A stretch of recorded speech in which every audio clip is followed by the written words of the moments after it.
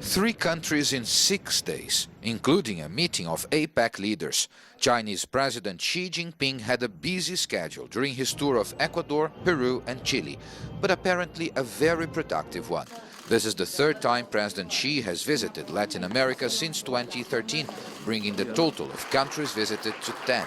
It's a display of China's continued interest in developing connections to the region. Over the last 10 years, China has displaced the United States as the main trade partner in several Latin American countries, like here in Chile and also in Peru.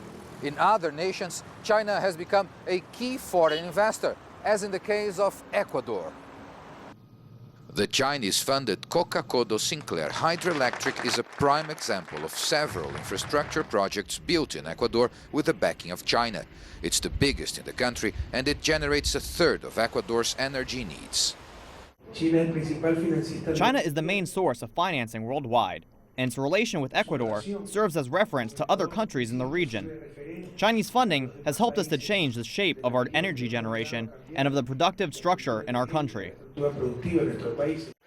In Peru, the highlight of Xi's visit was the APEC leaders meeting. It was an important gathering, particularly because President-elect Donald Trump has talked about reducing the role of the US in international forums, a view opposed by China.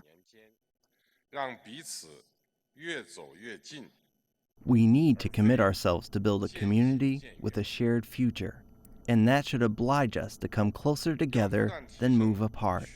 We will continue deepening and expanding the cooperation in our region.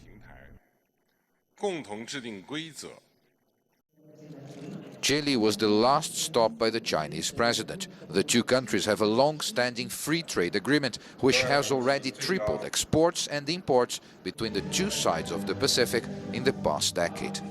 The Chilean president said her country has been taking steps to attract more Chinese investment.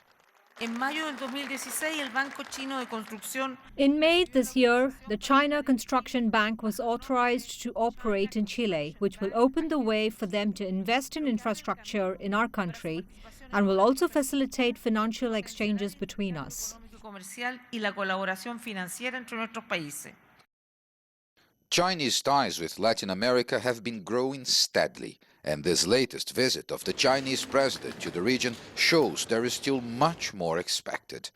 Paulo Cabral, CCTV, Santiago.